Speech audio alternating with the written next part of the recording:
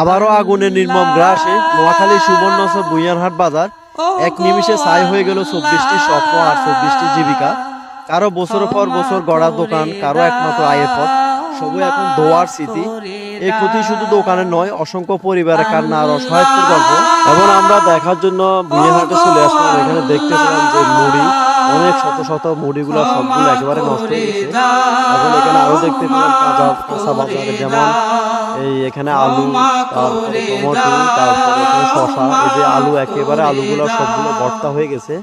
এবং আরো দেখতে পেলাম এখানে চাউলগুলো একেবারে পুরো ছারখার হয়ে গেছে। টনে টনে চাউল এখানে আসলে সবগুলো একেবারে নষ্ট হয়ে গেছে। এখানে প্রচুর পরিমাণে চাউল, এবং পাশাপাশি দেখতে পেলাম যে এগুলা ডাউল। মুদি দোকানদার যারা আড়ত ব্যবসায়ী, তাদের ডাউলগুলো একেবারে সবগুলাই নষ্ট হয়ে গেছে। এবং স্বল্প আয়ের ব্যবসায়ী, তরমুজ ব্যবসায়ী, তাদের তরমুজগুলো পুরো একেবারে সরকার। আসলে এই মানুষগুলা দুঃখ ছাড়া করার কিছু নাই। এবং এখানে আরো হতদরিদ্র ব্যবসায়ীদের বেগুন পুড়ে সরকার।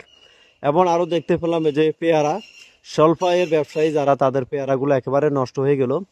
এখানে দেখতে পেলাম আরো এগুলো শশা। এবং আরো দেখতে পেলাম এখানে কাঁচা মাল সবগুলো পুড়ে একেবারে সারগার হয়ে গেছে। যেমন চাউলগুলো একেবারে নষ্ট, টনে টনে। এখানে অনেকগুলা বড় আড়তদার আছে যারা পুরো নোয়াখালী অঞ্চলে হাতিয়াতে এগুলা সেল করে। এবং এখানে যে টনে টনে লবণ, তাদের পরিমাণ মতো যে পরিমাণ লবণ ছিল সবগুলো পুরো একেবারে সরকার।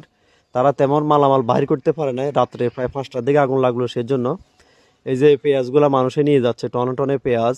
আসলে রাত্রে প্রায় 4টা-5টার দিকে আগুন লাগার কারণে এই যে কাঁচা বাজার, এখানে বেশিরভাগ কাঁচা বাজার এবং মুদি সামগ্রী দোকান ছিল। এই যে পেয়ারা হইতে যাবতীয় সকল মালামাল সবগুলোই পুরি সরকার। আল্লাহ সবাইকে ধৈর্য ধরা তাফিক দান করুক।